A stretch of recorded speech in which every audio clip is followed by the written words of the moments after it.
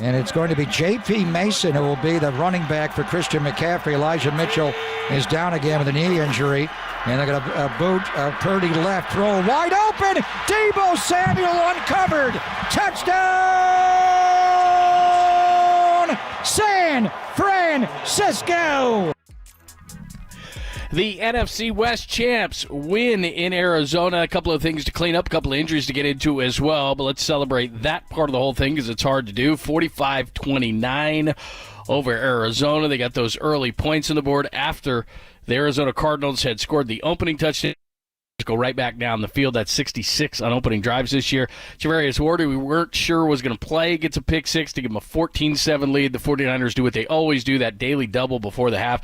They score before the half. They survive Ronnie Bell possibly fumbling. That was the way it was initially called, but his forearm was down.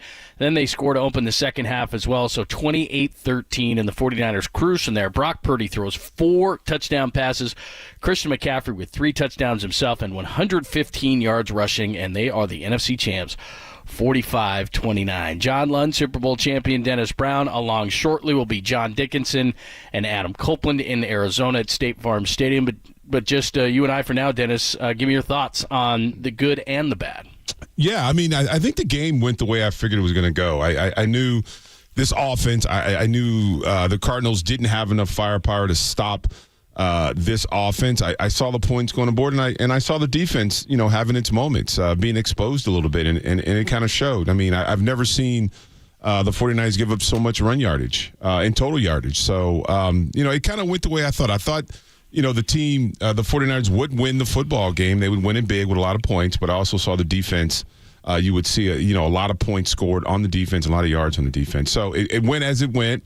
The field goal kicker, I think the field goal kicker for Arizona kept this game kind of interesting with those long field goal kicks. But, offense, you just can't stop the offense. And when you have busted coverages like the Cardinals had, you're going to be a lot of points on the board. And good job with Brock Purdy, seeing these opportunities with busted coverages and getting the ball out. Yeah, the 49ers win. The Cowboys, by the way, lose, and we'll talk about the MVP race as well. But Dak Prescott did not throw a touchdown, and that leads us to our stat of the game because Brock Purdy threw 4 of those things. That's sponsored by Stevens Creek Toyota. Shop a huge selection, over 500 vehicles. Stevens Creek Toyota, the obvious choice. Brock Purdy throws 4 touchdown passes on the day. That means he's got 29, and he now leads the NFL. Dak Prescott came in with 28, did not throw one. So 29 for Brock, 28 for Dak, and that could affect the MVP race as well as Christian McCaffrey. Those 3 touchdowns, he could get in it as well. So again, all told, 49ers are the NFC West champs. 45-29, we'll take thoughts as well. We're on YouTube and Twitch. You can hit us up on the text line and hit us up as well. Get some phone calls in here as well. But let's get down to Arizona. That's where Adam Copeland is. And, Copes, I'll throw the same question that I threw to Dennis. 45-29, what were your impressions on the win?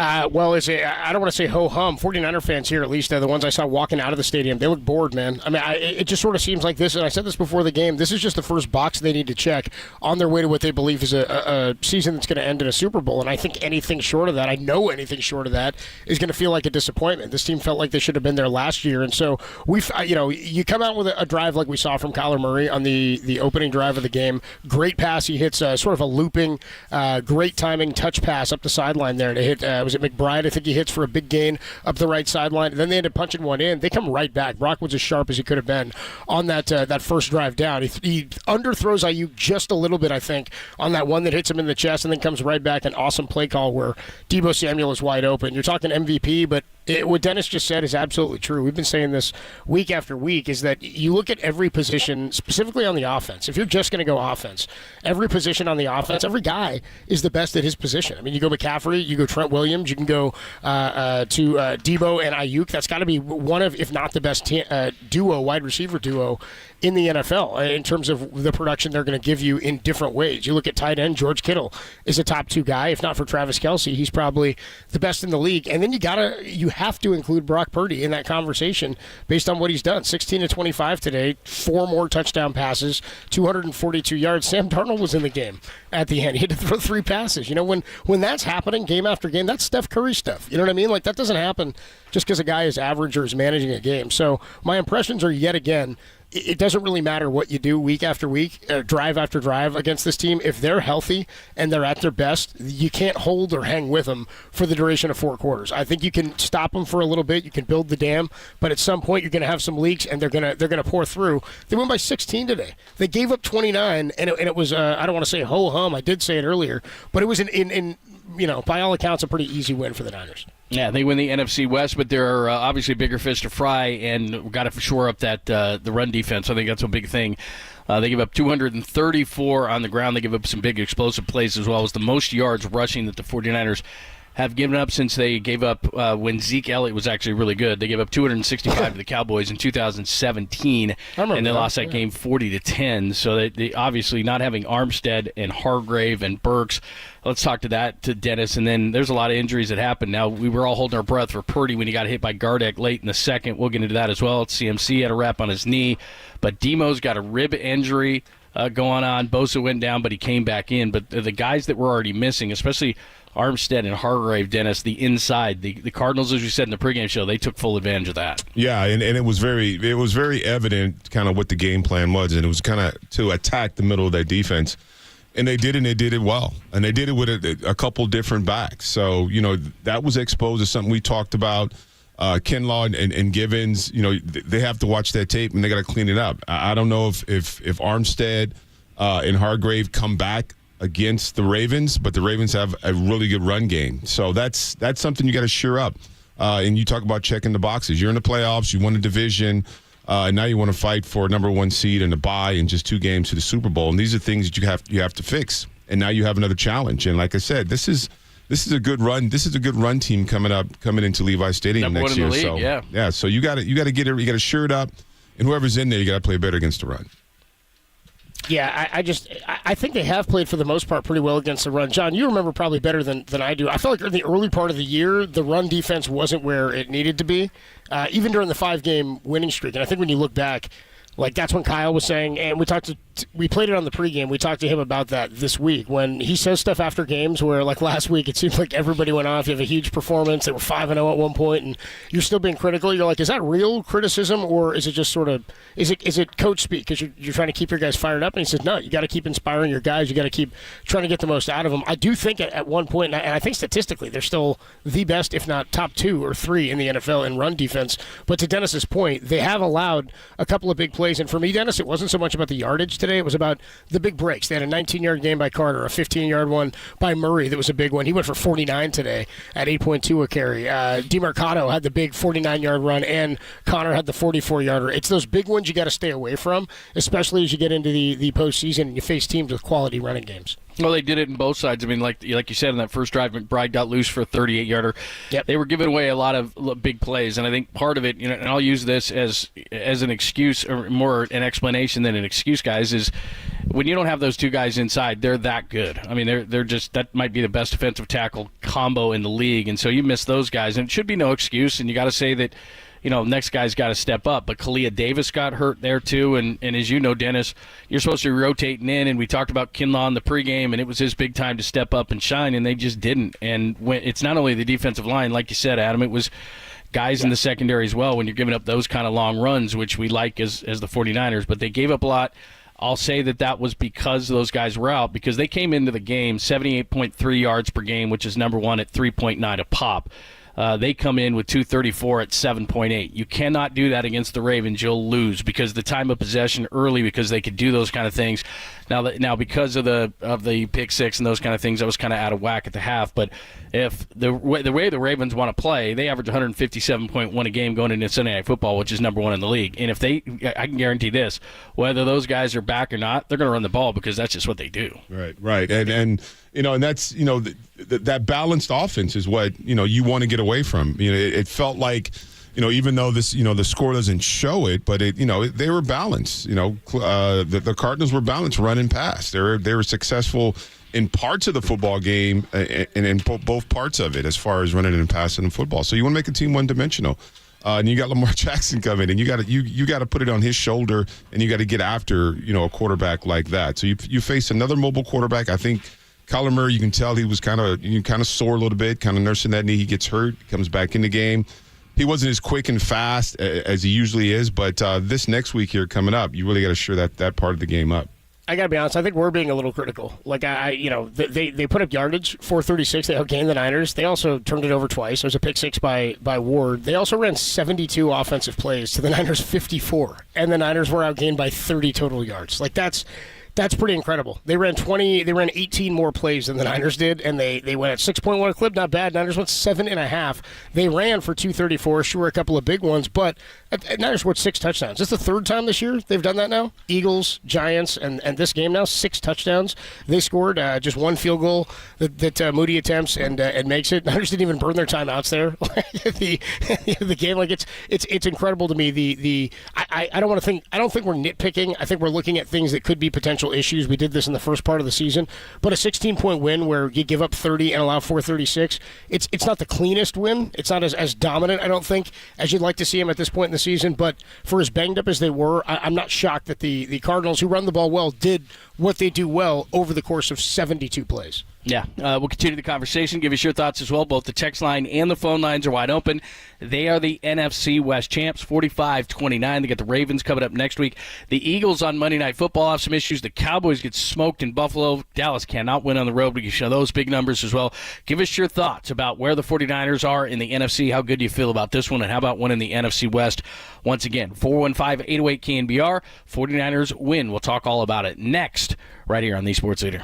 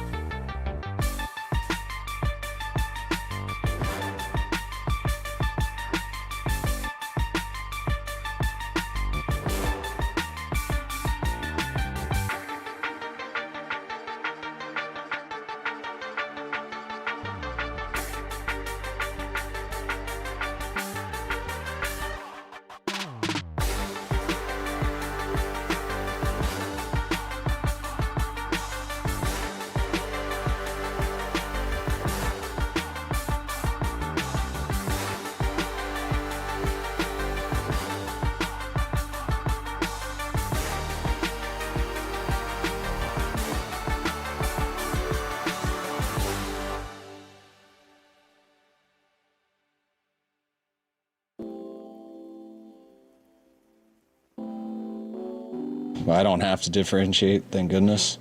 But I mean, there's been around a couple MVPs probably in my career, and these two are that's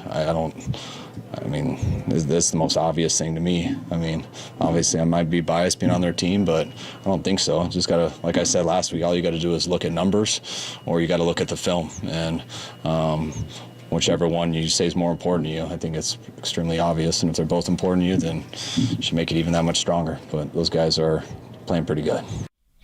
That is Kyle Shanahan with the understatement of the year. They're playing pretty good. He was talking about Brock Purdy. 4 touchdowns. The 49ers win in Arizona at State Farm Stadium. Understatement. Yeah, you're right. He's got 29 touchdown passes on the year. Now eclipses Dak Prescott. And also, some people may be interested in this, he's the overwhelming favorite as the MVP at -150 as we sit here. So let's talk difference maker. Not that I'm trying to sway it, boys, but the difference maker brought to us by Benjamin Moore Paints. Experience in the Benjamin Moore retail difference at our independently owned retailers today or at benjaminmoore.com.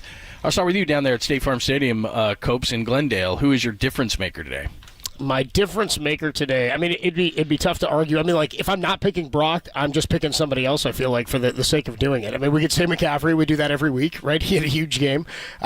We could say what the defense did. I thought Charvarius Ward's pick six was maybe I don't want to say the backbreaker. It was so early in the game, but that's the moment where you're like, okay, we're pulling away, we're getting ahead. You're taking away possessions from them and making them get right back on the field, which I thought was kind of a bummer for my Deebo Samuel receiving plus rushing yards in the game. I was like, I would have liked that possession, especially if they were going to run away with it. But I'm just going to hand it to the defense today. I know the 29 points allowed. When you're out there for 72 plays, and Dennis, you can speak to this, that's a lot of work. No matter what level with first stringers or second stringers, when the opposition is out there, it's great to get a pick six like that. You forget that Charvarius Ward turns right back around and has to go play defense like 2 plays later, right? You kick the extra point, you do the kickoff and the kick the ball back to the opposition, and then he's right back out there having to do it again. So I think it's impressive. I mean, you talk about the yardage they gave up. These guys have been stepping up, I feel like, in different capacities all season long. It seems more to me like it happens on defense. Not that guys aren't picking each other up on offense, but guys have been so banged up. Drake Greenlaw's been hurt. You've had guys in and out of the lineup on the D-line. Chase Young comes in. They've tried so many different guys there. I just think you got to give credit for what they did today against what is a really athletic and tough run team, and you know it's going to be a sort of in the trenches game. I was impressed by what they did today. Yeah, and I the defense, you give up a lot of yards. You bend, but you don't break. Fred Warner, another, really good football game. He gets a half a sack. He gets 9 tackles. Yeah. But Charvarius Ward, there's so many times he could have picked balls throughout the football season, but today he comes up with 2. I think that pick 6 was big. Like you said, it was early in the football game, but to have 2 interceptions, 2 turnovers in a football game, I think that is huge. So Charvarius is going to be mine. Yeah, he was absolutely great today. He does lead the NFL now in passes defense. So we go back to the second quarter. As again, if you're just joining us, hit us up on the text line, also on YouTube and Twitch as well. You can join the conversation there and start talking about the 49ers, the NFC West champs after the win in Arizona today. When people talk about the MVP, and a lot of people, and Pop was talking about this in the postgame with Tim, of who should be the MVP of the 49ers, when Brock Purdy got hit by Dennis Gardeck late in the second quarter and had to go right into the blue tent and then left for 3 games, and Sam Darnold jogged on the field, nothing against Sam Darnold, it's just Brock has been so good. We all just kind of sat there and said to ourselves, things are going to change if this is a major injury. It's nothing against CMC, but the quarterback is so important. How nervous did you guys get when Brock went into the blue tent?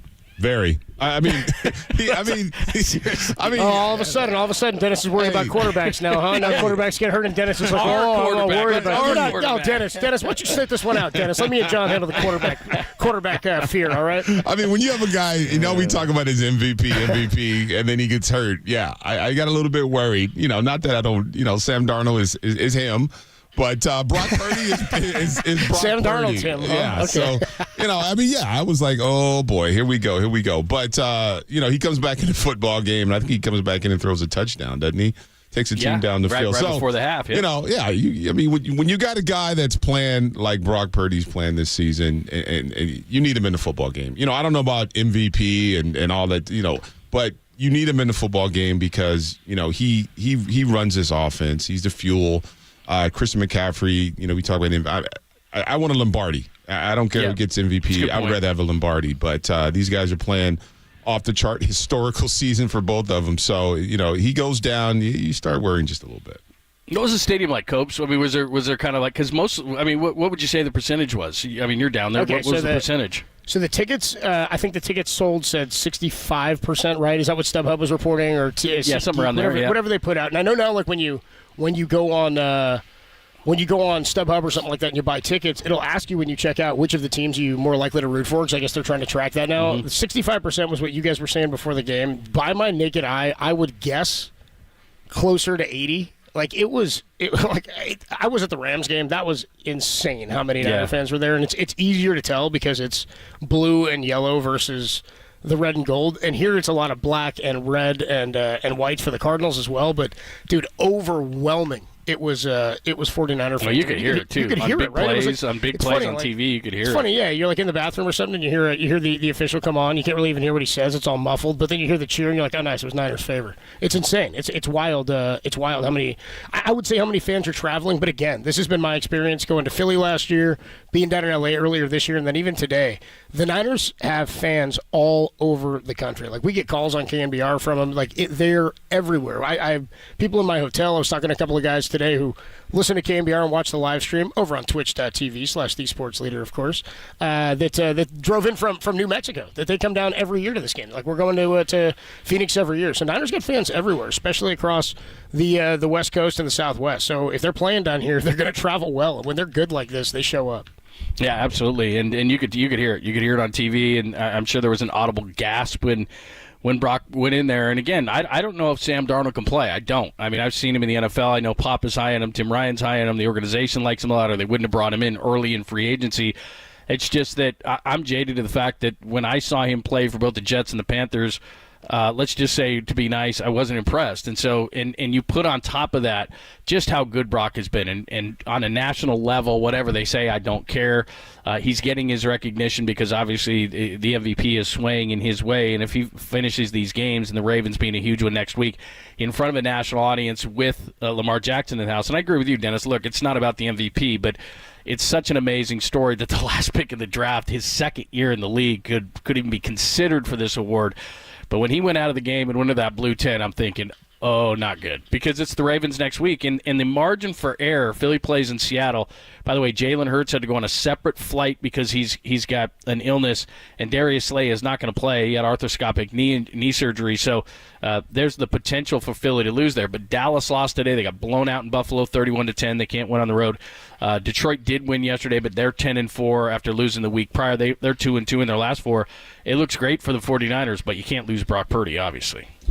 Yeah, and you know, and after this game, and going into this game, this team is beat up. Then you have some other bumps and bruises. They're talking about Christian McCaffrey and his knee. So this is a time where any team, the team that's the most healthiest coming in now, late December, first of the year, is going to be the team with the advantage. So these guys got to get on the plane, get rested, and you got to finish up these last football games and get ready for the playoffs.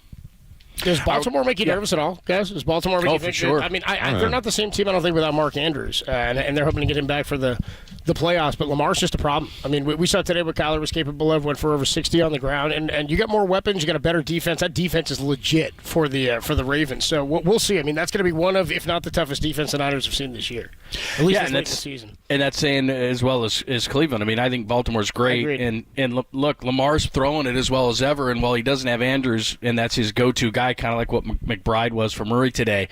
The receivers are much better. Zay Flowers, who don't know about him, he's a real quick, fast guy out of Boston College. Yeah. And, you got Odell Beckham Jr. So, look, that wide receiver core was the last few years the worst in the NFL, and at least it's average to above.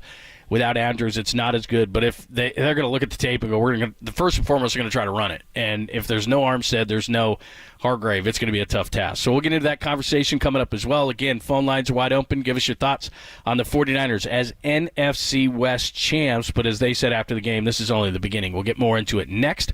45-29 in the desert. The Ravens next week. It's your 49ers Red and Gold Wrap, only here on the Sports Leader.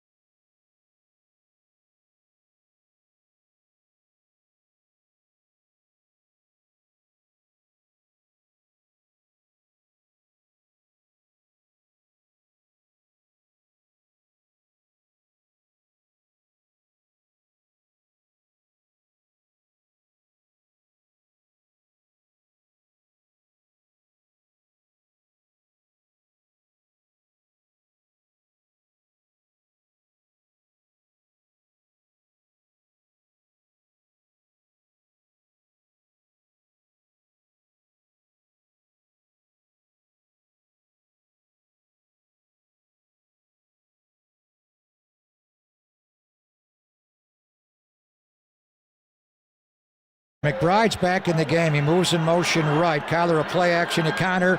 Steps up on Bosa. Gets hit from behind. Sacked. Fumbled the ball. Nick Bosa knocked it out. He got the sack. He got the strip. Whose ball is it now? They're unpiling on the Arizona 31-yard line. Scott Novak, our referee, gives it back to Arizona. That's just my favorite thing ever. Ball out! When it doesn't matter what Pop is saying, it's just ball out, man. And it doesn't matter what you're talking about. The 49ers win 45-29. They are the champions once again of the NFC West. John Lund and Super Bowl champion Dennis Brown in San Francisco, and of course our good friend Adam Copeland. He is live at State Farm Stadium in Phoenix as we continue to get you ready for as we review the 49ers 45-29 win. Protecting the quarterback, brought to us by our good friends at Contra Costa Sheriff Department, sponsored by them. They are great. Protect your community and apply for your new career in law enforcement at cocosheriff.org today, and by Bay Alarm. Worry less about your people and property with Bay Alarm at bayalarm.com. All right, boys. The quarterback not protected there. 7:32 left in the second quarter. Ball out. And Nick Bosa now, double-digit sacks again. He's got 10.5 on the season. And then as far as the other side, when you get 406 yards of total offense, and last week you go over 500, the offensive line must be doing something right. I'll go to you first, Dennis, because you love to praise the offensive line. Nice. Well, what do you think? What do you think about the trenches today? Aaron Banks, I watch Aaron Banks play, and I know, what is this, his second, third year starting? Second year starting, yep. Yeah, he's becoming a pretty decent holder. I mean, offensive lineman. That's as good as it'll get. That's as good as the praise will get from you. But that left side of that line with him and Trent Williams, Chris McCaffrey, I mean, I hope he's given those two guys at least. That whole offensive line deserves a really good Christmas gift, because just the way this team kind of runs to the left side of the line, it's almost unstoppable. I think about this goal line play, and Christian McCaffrey is so good about just being really patient and reading his blocks and then just going off of them. So, Aaron Banks has become a really good offensive guard. And it shows. You got a running back that, when was the last time Christian McCaffrey did not get 100 yards in a football game? So now I have to look. It says a lot for the offensive line when you have a run. Christian McCaffrey's Christian McCaffrey. He's a good football player, but you need someone to get you to that second level. And this offensive line has just done it the entire season. And it shows with the yardage. Over 1,000 yards now, well over 1,000 yards. Yeah. For Christian McCaffrey. So, this offensive line, I think they slowly, they're getting better and getting better, and I'm really impressed with Aaron Banks. Can we cut that piece of sound? Yeah, I know, exactly. You just said, I'm really impressed with Aaron Banks. Save that. That's, hell freezing over, pigs flying, all that stuff. I just thought I would say, he would say something nice, but he went over. That was incredible. That was like genuine, too. You got credit where credit's due. There's still holders. And I knew if you prod him enough, he'd come back around. They're slow, and they're out of shape. They're not athletic, but in the statistics, it shows that they're doing something up front. A lot of cheating, but they're probably they're doing. Wow, there you go. That's enough. Yeah, that's enough to do. Look, they're playing good football, man. When you have and I don't know what a running back like Christian McCaffrey does for you. I don't know what the schematics do for you. That stuff is kind of beyond me. That's the inside science of football. But in terms of what they've done, you can't get what McCaffrey's getting and what Debo's getting simply by without them creating some holes for you, right? I know some of it is scheme, but a lot of it is what these guys have been able to do. And give some credit to what John Lynch and his scout staff have been able to do. A lot of these guys have been drafted. They've drafted for need in important positions, and positions that are important to the spot or to the point where you notice big time when they're not working out. We've seen that numerous times on the offensive line. We know what the drop-off looks like when it's not Trent Williams at left tackle. When Joe Staley was there, I think the thought was, boy, we were so comfortable with that for so long. You better have that again at the left tackle position, especially if you're investing in a quarterback. You got to get insurance for that, and that's where the left tackle comes in. They did it with McGlinchey when they got here. So some credit to them for the evaluation that they've been able to do in getting people that fit into their system and the kinds of guys that maybe aren't going to show up on Pro Bowl rosters each and every year, but guys guys who are veterans. Oftentimes they've got an anchor at a veteran spot. Alex Mack was that guy. Dan Brunskill was a jack of all trades, could play all over the place, but they kind of have a system down here for what they're trying to create and which types of players fit into certain spots and into which roles, and I think that allows guys to sort of streamline what's made them successful. Certain guys know their role. They know what they're supposed to do. You're on a successful team. Just show up and do your job. We heard that with the Patriots for years, and it seems like they've created that culture here. I think from the interior of the offensive and defensive lines all the way back to the DBs and receivers. That's Adam Copeland. He's at State Farm Stadium in Glendale, Arizona, as the 49ers win the NFC West today, 45-29 over Arizona. Back to your point, Dennis, on Christian McCaffrey. And again, we got to go back and start looking at the numbers since the bye week, because they lost, remember, to Cincinnati 31-17. That feels like forever ago. That was on the 29th of October. Since then now, they are 6-0, and Christian McCaffrey in that time averages over 106 yards rushing, and between receiving and rushing has 7 touchdowns in that time. But as you pointed out, 95-78, 114, 93, 145, and today 115. He had 1 on the ground and 2 through the air. So, we talk about Purdy as the MVP, and I only say that because it's a quarterback award, and maybe McCaffrey, especially with Tyreek Hill hurting now, and he didn't play today in Miami's win over the Jets, maybe McCaffrey is clearly the offensive player of the year, because, as you said, he's been stepping it up, and it coincides with the fact that the 49ers have now won 6 in a row. Yeah, and, we talk about Brock Purdy, and, I look at Christian McCaffrey. I mean, he's got to be – I know it's a quarterback award, but it just feels like – when you watch this guy play, he is – he is amazing, just kind of what he does. Again, today, what's he get? Three TDs. He just scores touchdowns, and you talk about bursts and explosive plays. It's all about him, running and catching out the backfield. And he's almost unstoppable. So, when I think about MVP, quarterbacks are quarterbacks. They, their job is to dish the ball out. But guys who get the ball in their hands, like Christian McCaffrey, and you make things happen with those yak yards, make guys missing, the patience, to reach your blocks, get downfield in these big plays. It's all about him.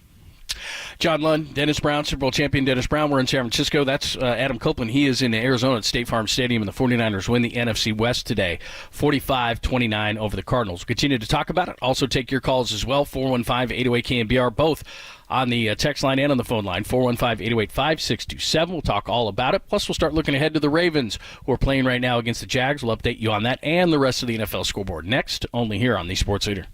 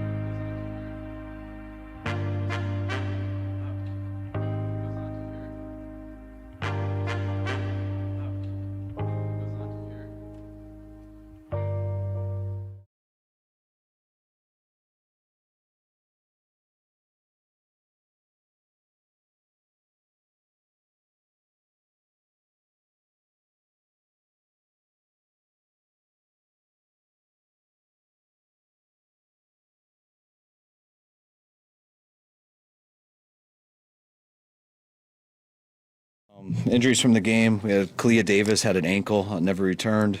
Brock Purdy, he left with a stinger, but you guys obviously saw him return. And Demo left with ribs. Thanks for joining us. 49ers are the NFC West champs after winning in Glendale, Arizona at State Farm Stadium. That's where Adam Copeland is, John Lund, and Dennis Brown. We are live in San Francisco as we review the 45-29 win. And there's Kyle Shanahan post-game. And other than the run defense, this is the other already negative thing about this game. Also, Armstead and Hargrave obviously out, and Oren Burks. So a lot of guys in the middle of the field, which I'm sure relates to the 234 yards given up on the ground by the 49ers. But then... And, of course, Ward was injured. Well, he was pretty good because he had 2 interceptions. Dre Greenlaw, maybe not himself quite.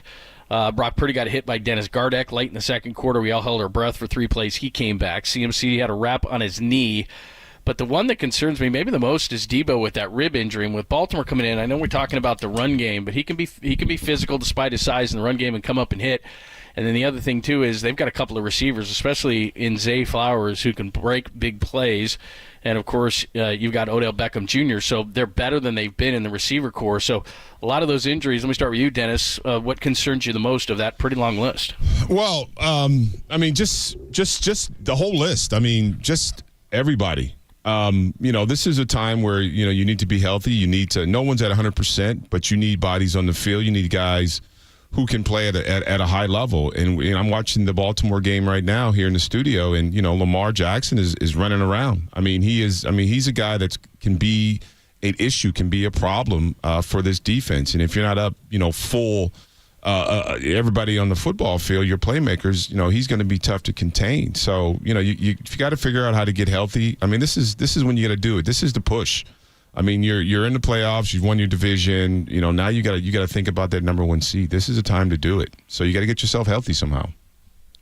Yeah, I mean, it's to me, it's less about just getting healthy and having some guys step up. I mean, I think you're going to get some reinforcements at some point. Some of these are nagging injuries, and I think you really want to be careful with a guy like Armstead, who might have been having the best or the most productive season of his career to this point. Health is going to be an issue, especially with a guy like Lamar, who's, I think, and John, you can speak to this, probably plays more like Jalen Hurts than a guy like Geno Smith or even Kyler Murray today. He's going to climb the pocket a little bit more. He's much quicker with twitch movement, I think, when he's trying to pump fake you, and then and he's great at pumping and then tucking and running through the line. He's kind of like Josh Allen in that regard, but he's a weapon. He's dangerous. And you mentioned Zay Flowers. He's a burner. These are guys that are going to be problems. Niners secondary, if it's banged up in the way that it was entering today, and I know Charvarius Ward had a great game. You hope he's okay coming out of that. A lot of times guys play through an injury and then end up with something nagging beyond that, even after big performances. So, injuries are going to be a problem, but it's a problem for everybody this time of year. There's nothing new. We've seen this, and I think we should be fortunate or feel fortunate that this is one of the healthiest teams in terms of body of health or overall body of health for this roster at this point in the season, I think, than we've seen in, really any year of Kyle Shanahan's tenure. Yeah, and that's, look, they've gotten, over the last few years, they've gotten lucky. Other than in 2020, 19, they were healthy, went to the Super Bowl. 21 and 22, healthy, went to the NFC Championship game. And really, in this sport, unlike any other, you're going to get banged up during a year, but it's a guarantee. It depends on who and when. And again, I think the run game for Arizona, that was their plan coming in. They saw 2 backup defensive tackles. By the way, Kalia Davis got hurt as well, further hurting the depth of the 49ers. So if Armstead and Hargrave can come back, that would be great. Ward showed well. I think Greenlaw was a little bit compromised. They just did not play like his normal self. Purdy came back after that hit. Christian McCaffrey, he was asked about it, and he's one of those guys, he's never going to admit it. Hit a wrap on his knee. He's just going to keep playing. The Debo rib injury to me, not Demo Lenore, to me is going to be interesting because they've just gotten, as you said, Dennis, they've gotten this secondary short up to where Ambry Thomas is playing well. Ward is playing at I'm not going to call him a defensive MVP, but certainly at an all-pro level because he's starting to catch those interceptions like he did today for a couple. And we were worried about this early in the year, but now Demo Lenore can go inside, outside. We're starting to see those things. Jason Verrett did get signed this week, but I was told this week that he's not quite ready to go. I know that Darrell Luter Jr. came back, so they have some depth back there, but you finally have really the 3 corners with the slot, the guys that you want to have in there. And so watching that injury to me is going to be the biggest watch of the week, Demo Lenore, and what happens with that rib injury. Yeah, and the best thing that the Niners got is, as long as this this offense can put up 45 points. It makes it real easy to win football games. And, the defense, you like today.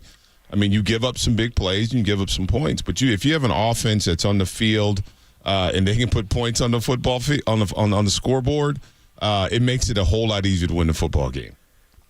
Yeah, and again, not only that, they put points on the board themselves. I mean, I feel like we haven't seen a lot of defensive touchdowns. I'm not sure where they rank in the NFL. They get picks, they get sacks. Certainly since the acquisition of Chase Young, they force turnovers. But when you're directly turning possessions for the opposition, we just talked about this, a lot of run yards given up by the defense. Didn't have two starters in the middle and two huge starters in Hargrave and Armstead. They also ran 72 plays because you turned them over a couple of times, including one pick six, which was huge and allowed you to create that separation and then allowed Brock Purdy to go to work. I kind of view it like for baseball fans out there, if your offense comes out in the top half of the first inning for your starting pitcher and they give up or they put up like 5 runs, that starting pitcher is going to come out with a sense of comfort. He's going to just pound the strike zone. He knows all he has to do is throw strikes and not allow easy base runners that can result in big time home runs. I think the same can be said about an offense like that's got a little bit of a cushion. You know where to go to work. And then the defense, when they've got a cushion like that, they play a little bit more comfortable. So again, it's a snowball effect, but nobody right now, and we'll see what the Ravens look like, but they've given up some big points in the last few weeks. If their offense is humming like this, nobody in the NFL, 6 touchdowns again today, can stop this team, I think, for 60 minutes throughout the course of a 4-quarter football game. It's too many weapons. It's the way it's been going for the last 6 weeks. That's 6 in a row since the loss to Cincinnati as the 49ers continue to roll. By the way, they're plus 191 on the season. If you couple that with Dallas's loss today in Buffalo, 31-10, the 49ers now have the biggest point differential in the league at plus 191. We'll come back, continue to talk about it. Speaking of the Cowboys, they got beat today. That helped out the 49ers. We'll give you the NFC playoff picture with still the Eagles to play at Seattle on Monday night. We'll do it next. The 49ers win 45-29 in Arizona, and they're the NFC West champs, only here on the Sports Leader.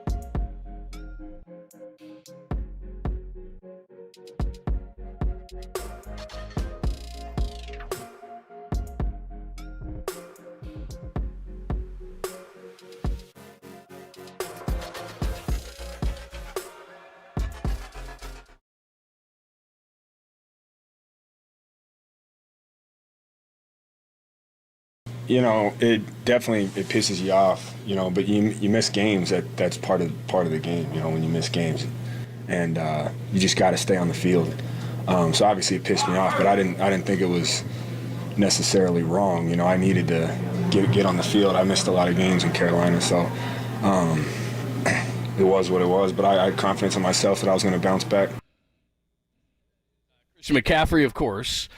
He was going to play. He had a wrap on his right knee, but look, Christian McCaffrey's going to play. He played last year in the NFC Championship game against Philly. Probably wouldn't have played. He's a tough guy. Maybe he doesn't look like it to some on the outside, but Christian McCaffrey plays, scores 3 touchdowns, 1 on the ground, 2 through the air, and he's got 7 during this 6-game winning streak for the 49ers, both through the air and on the ground. Thanks for joining us. 49ers win at 45-29 from State Farm Stadium in Glendale, Arizona. That's where Adam Copeland is. Sean Lund, Dennis Brown. We're in San Francisco as we're talking about the NFC West champs, and it's time for the player post-game interview. Tim Ryan went into the locker room after the game, and he was fairly joyous. And, by the way, player interview brought to us by our good friends at the Hanlery Hotel, the Hanlery Union Square Hotel, San Francisco's oldest family-owned hotel. I hope we've edited this because Nick Bosa had a potty mouth. Here's the favorite for the MVP through 4 touchdown passes today, Brock Purdy. Yeah, it was a great route there, the Texas route, the angle route, the choice route to McCaffrey. His second touchdown catch of the game came later on the pass by Brock Purdy. Brock Purdy throws 4 touchdown passes today, and he now has 29 on the year. Dak Prescott did not throw one today, so Brock Purdy has thrown the most of any quarterback in the NFL, 29 of this. Tim Ryan predicted before the year started Brock would have 30 or more. He's got 3 more games to get there, T-Rock. No, he's going to go 30-plus. I'm telling you, he's going to give us a couple of minutes before he goes in on the podium. Brock, division champs, talk about another explosion day today for you guys offensively. Yeah, I mean, felt good, obviously, at the end to be able to say we put up, some good points and got the ball rolling. I mean, to start the ball and the game off, it was like, man, we wanted the ball. And the Cardinals did a good job of sort of eating up the clock and keeping the ball outside of our hands. But, at the end of the day, I thought when we did have the ball, we made plays and guys made plays, so felt good. How big of a challenge is Arizona on defense in terms of all the stuff they do on that back end? I don't know how many times I counted today, but there was a lot of 8 guys in coverage. Yeah, they do a good job with it. They have a solid front, and then obviously they have 3 safeties up top, and then they can go any which way, playing quarters, cover 2, 3. Buda Baker does it all. And so for me as a quarterback dropping back, that was a challenge. And even in the run game, the center, miking guys and making calls, it was tough. They did a good job, but we still found ways to move the ball and put up points. Had a lot of family here today as you came home, but you came in with your new family. Talk about the closeness and the character of this San Francisco 49er football team.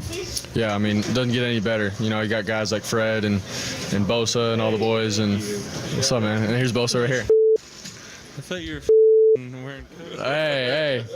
Picking up your swag. No, man. Pick up my swag now? Yeah, you need to. I love the boys, man. We go through stuff together, good or bad, and at the end of the day, man, we all try to find a way to win, and we got each other's back, and Dre Greenlaw comes up to me after, and he's like, man, we all got to be better, but that was a dub, and it's like little things like that. Guys have the right mentality, and we just got to keep it going. And there's a real toughness factor for this team too, and guys getting checked out for injury, whatever it may be over on the sideline. But Christian McCaffrey and his ruggedness and how he plays and just continues to do what he does both in the running game and the passing game. Talk about the respect level for that guy. Yeah, I mean, I have probably the most respect for that guy out of anybody in the league, just in terms of what he's doing every down. Catching the ball, running the ball, bouncing off guys, spinning and fighting for every yard and inch. The man does it all, and then he'll step up and block who he needs to. And then he goes to the sideline. He's got a Theragun, man. He's just keeping his body moving and going. So you know that the dude's going through some stuff physically, and he still gives the team everything that he's got. So everyone on this team respects him, and he's the standard. He shows us what it's like to get it done, and we follow his lead. But it was great for the family. Last one will get you out of here to come back home, win the division, and that's where it always starts. And already have got a secure spot in the playoffs, but still work to be done. Yeah, 100%. I mean, obviously, this was a goal of ours in terms of winning this conference and division, and so now it's like, all right, we got to take one game at a time and get ready for the next. We got a great team in Baltimore coming in town, but obviously we have a bigger goal in mind, so we just got to take it one day at a time. Much love to you, Brock Star. Yes, sir. Appreciate it. Go Niners, man. There's Brock Purdy and Tim Ryan in the victorious locker room as the 49ers win 45-29 in Arizona, and we talked about the homecoming for Brock Purdy. So very much lots of people watching that game. Some people thought he was going to be like some sort of under some sort of pressure. The dude barely has a pulse, does he? I mean, seriously, talk about Joe Cool. I mean, the dude. I mean, they could have lost 50-0. It would have been the same thing, wouldn't it have been? I mean, my God, man. Yeah, I mean, when you talk about not too high or not too low, I mean that's Brock Purdy. And there is pressure playing against, playing at home in front of, grandma and aunties and things. But, he goes out and he does what he does, 4 touchdowns. So, I admire the guy. I'm impressed by him. He last player picked in the NFL draft, Mr. Irrelevant. I mean, all that. And look, now we're talking about MVP. So, I mean, it's a great backstory. And, he's kept very calm about it. I mean, he dresses in his khakis. He's mellow. He's a mellow dude, and he just gets it done. I mean, that's all you care about. He gets it done. But I love Nick Bosa. That's the way defensive linemen talk to quarterbacks, by the way. That's how they do it. That's how they do it. It must be cool though, because when you go into a game, a lot of times, and I don't think defensively you do. Like you guys took the lead from probably Ronnie or some of the other leaders, obviously, but. Offensively and as a team, too, you kind of take your lead of your quarterback. And if your quarterback's kind of freaking out and jumping around and all nervous and everything, that's not what you want your quarterback to do. Maybe your defensive guys can act all crazy and all hyped up, but you want your quarterback to be calm, cool, and collected no matter if you're up 50-0, down 50-0. And it just seems like nothing gets to Brock Purdy. Yeah, and if you're winning, it helps too, right? I mean, long as you're winning, that's all. I mean, you talk about how do you get the respect in the locker room, quarterback. You win football games. If he was losing football games and he was staying level-headed, he wasn't getting upset, he wasn't mad, there might be something. But, you're winning football games and you're showing every week that you're breaking records. I mean, you can do nothing but follow him and respect him. So, that's just the way the game goes. When you win, everything's all good. And that's the way it's been since he's been a starter because he's won football games.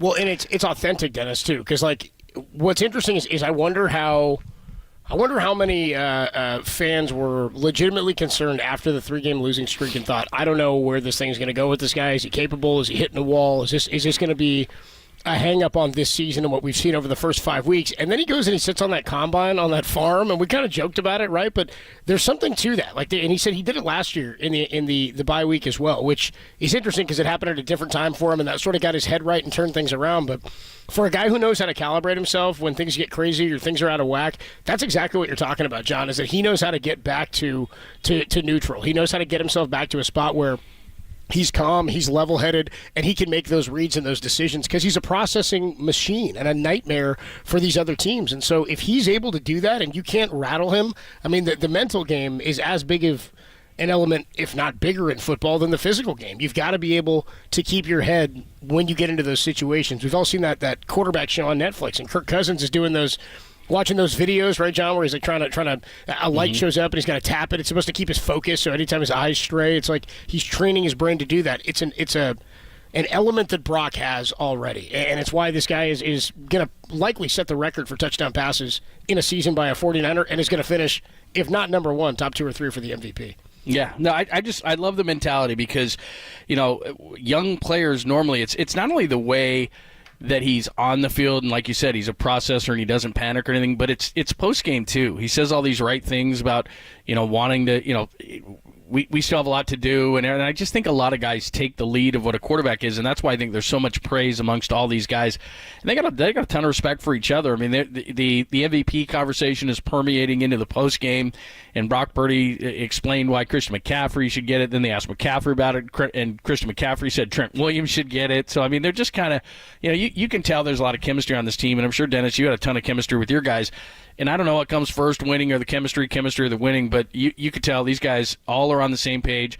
They're happy to get the NFC West title today, but they know that they got a long way to go. Yeah, and there's still a lot of work to do. The season doesn't end right now. You still got to suit up and you have to play and to finish out the year.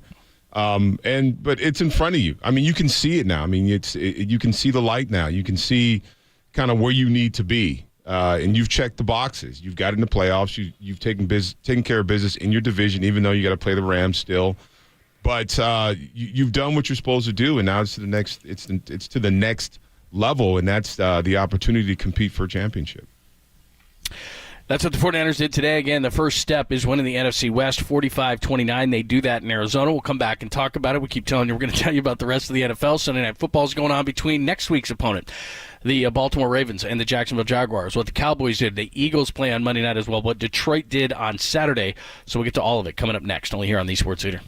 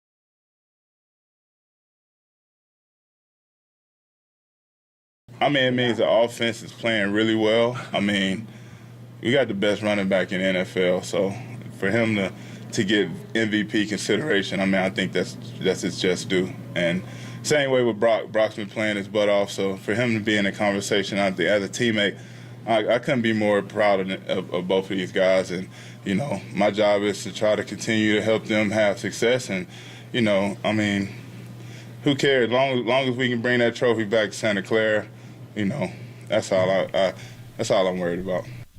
He sounds like you, Dennis. John Lund, Dennis Brown, Super Bowl champion Dennis Brown, and, of course, Adam Copeland. Adam is at State Farm Stadium in Glendale, Arizona, as the 49ers win the NFC West today with a 45-29 win. And there was a lot of MVP talk afterwards. Brock Purdy is the overwhelming favorite now, but Christian McCaffrey had 3 touchdowns. Brock threw 4 in that 45-29 win. So, guys, let's look at the playoff picture right now. The Ravens up 3-zip, 11:28 left in the second quarter in that one, and that's next week's opponent. But as far as the NFC is concerned, 49ers improved to 11-3 with the Ravens at Levi's Stadium next week. Eagles are playing Seattle on Monday Night Football. This is interesting because Jalen Hurts took a separate flight from the team. He's got an illness, and he is questionable 50-50 for tomorrow night. Geno Smith could already miss that game. They've got the Giants at home in Week 16 after the Monday Nighter. They're 10-3. Cowboys lose badly at Buffalo today, 31-10. Dak didn't throw a touchdown pass, so Brock Purdy leads the league with 29 after his 4. They're at the Dolphins in Week 16. The Lions beat the Broncos. They're 10-4. They're at the Vikings in Week 16. And a couple of notes here. The Cowboys 7-0 at home, and they average outscoring their opponents 40-15. But on the road now, 3-4. 22-22 is the score, and the Cowboys have beaten the Giants, Chargers, and Panthers on the road. That's a combined 12-30. And 2 of their last 3 are on the road, including this weekend against Miami. The Lions are 2-2 in their last 4. They finished with the Vikings at home, and they do have a road game at Dallas. I just told you how good Dallas is. So right now, the 49ers look really good. I know there's those 3 to go in this whole thing, but the Eagles have some injuries and illness. The Cowboys can't win away from home, and the Lions are just 2-2 in their last 4. So I'll start with you, Copes. Looking pretty good right now for the 49ers with 3 left. Well, not only that, you look up and down the NFC and the AFC, I think it's hard to find teams, and maybe it's because the Niners are so good that they're, honestly, to me, in a class of their own, as far as quality of Super Bowl caliber teams. But who else is a Super Bowl caliber team, do you think, in the NFC? Based on the level of play this year, I guess you'd have to say still Philadelphia. Yeah, of course, they went last year, and they were damn good. They have been damn good this year. We'll see how they finish the season. Dallas, I think, I don't know after today. I mean, I'm not sure. I don't know if people are still high on Buffalo, if they've turned around in the AFC. People still think the Chiefs are Super Bowl contenders. The Dolphins haven't beaten really anybody of significance by any large margin that makes you think they're contenders. I've got a tough time with finding anybody else, and maybe, again, it's just because the Niners are a class above, but who else do you see as a contender? Like in the NFC, it's got to be, I guess, just Cowboys and Eagles, and in the AFC, I'm going Baltimore and, I mean, I guess Buffalo and Kansas City. Are they there? All right. What do you think, Dennis? Well, Kansas City struggled today, didn't they? I mean, you know, they ended up winning that football game, but New England stinks, and they struggle with New England. Yeah, and they didn't look like the Kansas City that we're used to seeing. Mahomes, you know, he's missing a lot of weapons now, but you know, they come up to win, but they're not the same Kansas City Chiefs. So, and then you know, Seattle, you know, Philly goes to Seattle, and Seattle's a tough place to play. I mean, the 49ers have dominated the Seahawks over the years, but still, it's a tough place to play, and you could upset this Eagles team. But as a player, I'm gonna get back to the player. I mean, go ahead. You're not looking at the scoreboard. I mean, you can't look at it. I mean, you want to look at it, but you can't look at it. I mean, you can't even look that far. You know, you have another game to play, and you got to take care of business. If you have that, you know, Ronnie used to always say, you know, it's each game. You know, it's 0-0. I mean, there's no records. There's no playoffs yet. There's none of. You just got to take care of business that's in front of you right now. So you have to do that. You got to finish off the season. If you can win out, you put yourself in position, you know, to have a bye, and then you're in position to have 2 games and hopefully go to a Super Bowl. So I mean, that's got to be the focus. Take care of business. Take care of the next game ahead of you. Not look at the scoreboard and all the standings. Yeah, I think what. Go ahead, Copes. Well, I was going to say, I mean, going up against Baltimore again, you're talking about getting healthy and not looking at the standings. You don't have to look at the standings. You control your own fate here. The concern, not the concern, but the thing that makes that bye even more important to this point is that you might have to play starters through Week 18 in order to secure the number 1 seed. Do you know what I mean? Like, if you've got to play guys through that game, and what if you don't do it? What if you're fighting for that spot and you don't get it done? Now you've had to play starters all the way through. You had a bye midway through the season, sure, but you're playing against quality opponents now. You're playing in cold weather. You potentially are going to have to go on the road at some point, maybe to Philadelphia or wherever it may be, to go play the NFC Championship. Like, it's even more crucial that they keep winning because you don't want to have to play starters through Week 18, not end up with the bye, and then have to play them again in that wild card weekend. Yeah, there's no doubt. I look at the NFC and I see a lot of issues, and again, it's where they come down the stretch. Look, Dallas can't win away from home. I mean, and they're going to have to go to the 49ers, especially with this loss. They're one behind the 49ers now at 10-4, plus the 49ers have the tiebreaker. It's virtually impossible for the Cowboys to catch the 49ers at this point, given the schedule. And they've got to go to Miami next week, and if you go on their track record, 7-0 at home, they're plus 25 in outscoring opponents at home per game. The only close game they've played is against a desperate Seattle team, and the only teams they've beaten on the road are teams that are not even in the playoff picture. Their combined 3 wins on the road are against teams with a 12-30 combined record. So Dallas is like, the Incredible Hulk at home, and then what is it, Bill Bixby or whatever the guy's name was? I mean, they can't win. They can't win away from home, and so I don't think they're going to be a factor in the NFC as good as they are because they just don't play well on the road. And this game tomorrow night would be massive for the Seahawks to beat the Eagles because, again, Jalen Hurts now is listed as questionable. Darius Slay had arthroscopic knee surgery. He's out, so who's going to cover, I guess, I don't know, Bradbury? I mean, they've got 3 really good receivers on Seattle. I don't know if Geno Smith is going to play, but if Seattle can pull that upset, now all of a sudden you have a 2-game lead with 3 to play on Philly. You have a 2-game lead with 3 to play on Dallas because you beat both of those teams. So you've virtually given yourself the number 1 seed in the NFC, which I think is the biggest advantage in all of sports, to not play on Wild Card Weekend and let everybody else potentially get beat up. And then basically your 2 games until you can play in Vegas in the Super Bowl. That is massive. It's Bruce Banner is the Hulk's. Bruce Banner. By the way, he's just trying to nuts. Who's Bill Bixby? Who's that? He's the guy who played Bruce Banner. I couldn't remember his name. It's been a long time. In which one? In the 80s TV show? Yeah, in the original. Yeah, in the one where Ferrigno played the Hulk? Yeah. Yeah, that one. Yeah, the actor's name was Bill Bixby. I couldn't remember the dude. And dude, I think in the TV show, this is random. I think the TV show, the guy's name might have been like David Banner, like the rapper. Maybe it was David Banner. I think it was in the comic. Anyway, we're going deep now on. We're going. Point is that the Cowboys suck on the road. Let's just be succinct. They suck on the road. They are a shell of themselves. And again, with the win over Philly, with the win over Dallas, I don't know that. Detroit's got 2 against the Vikings, 1 home and home. And then they play at Dallas, and we just went through Dallas and how good they are at home. So if Philly loses tomorrow night, the 49ers find themselves with a 2-game cushion in the NFC. And even if they lost to the Ravens, they could beat Washington. And that Rams game is going to be tough at the end of the year. The Rams won again today. Tough one, man. Yeah, but they've handled the Rams in the past outside of that NFC Championship game. Of course, just catch the ball, Jaworski Tart. But anyway, we don't need to start talking about that. What do you think about Seattle tomorrow night against Philly? What chance do you give them? I think Seattle's fading. You and I said it last week, John. We've seen them a couple of times since Thanksgiving. They were banged up. I thought Drew Lock actually slung the ball pretty well in last week's game, and Kenneth Walker's getting more healthy, I guess. I don't know. I think they're fading a little bit too much. It's a tough game for Philly, and so you give Seattle a shot just by the nature of the situation. But the quality of their team, I think, is not where it needs to be to compete with Philly right now.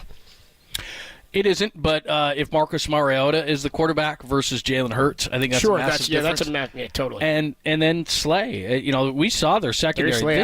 This defense is not the defense of a year ago, and I know that Jalen Carter's in there for Hargrave and all this stuff, but they've got massive injuries in the secondary without Slay. Blankenship got hurt last week. Their linebackers are not good, especially against the pass.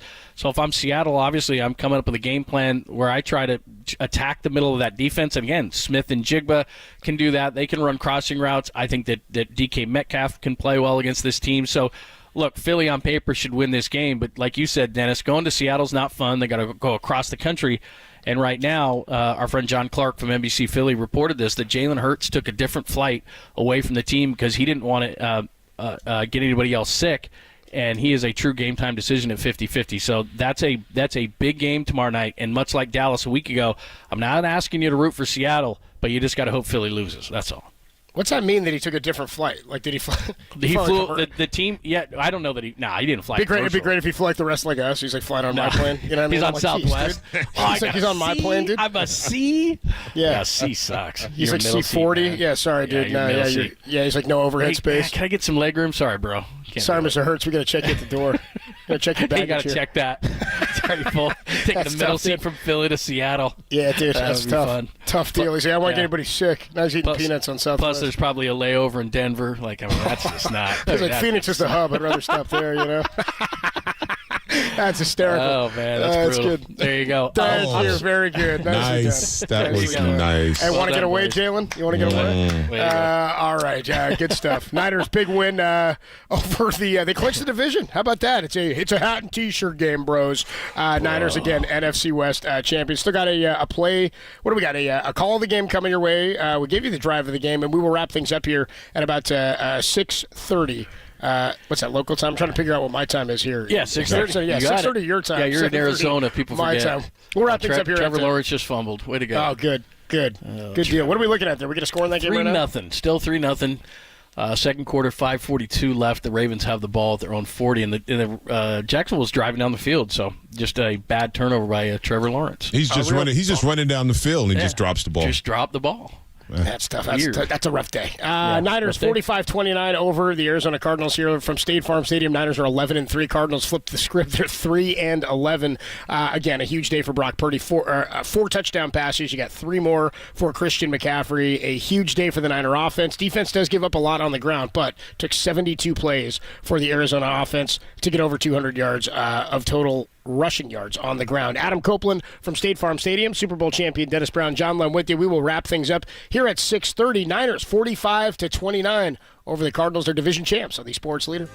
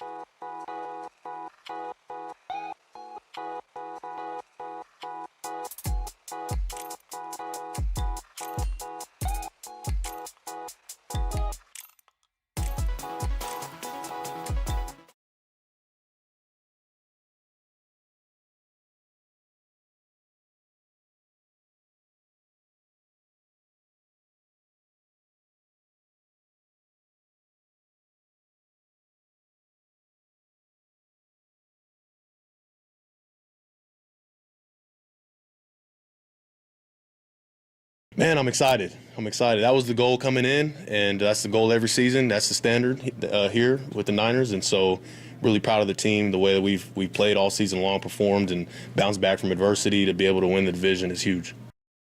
That is Fred Warner from State Farm Stadium. Thanks for joining us. John Lund, Adam Copeland is at State Farm Stadium in Arizona for the division-clinching win, 45-29. And, of course, Super Bowl champion Dennis Brown as we take you through this stretch so you can listen to the second half of the Ravens, who, of course, we got next week at Levi Stadium against the Jags.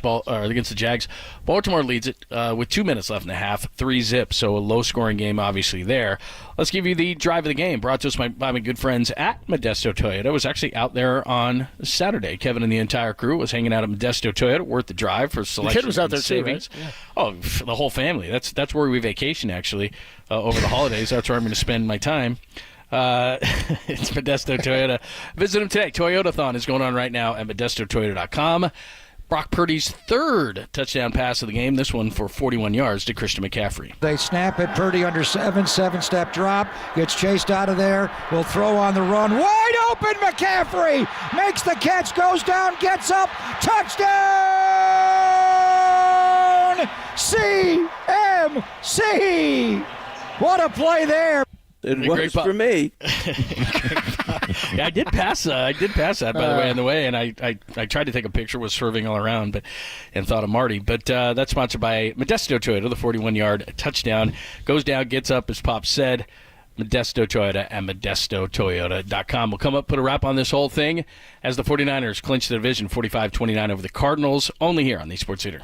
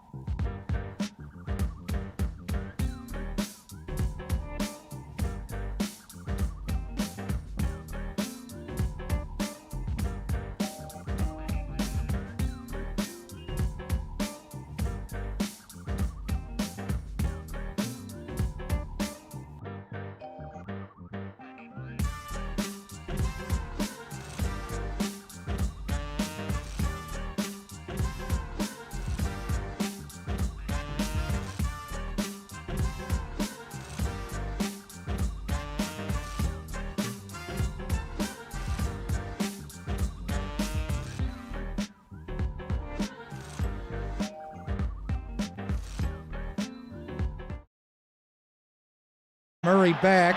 Murray time. Throws. Intercepted. Charvarius Ward running back the other way. He's gone. 20, 15, 10, 5. Touchdown! San Francisco! The Mooney man, nothing wrong with that groin. Wow, did he see this route? And Kyler Murray's got time to throw it and survey the field, and he just absolutely undercuts Trey McBride. He knew they were going with the football. You always got to love a groin reference during a touchdown call. The 49ers went 45-29. Nothing wrong with that groin. Nothing wrong with that groin, Johnny. I'll take your word for it. Whether your project is big or small, speaking of the groin, always call 811 before you dig. Call 811. Nothing wrong with that groin. That's a great drop. Dude, keep that around, dude. Short leash on that one. That's an amazing That's call. an incredible line.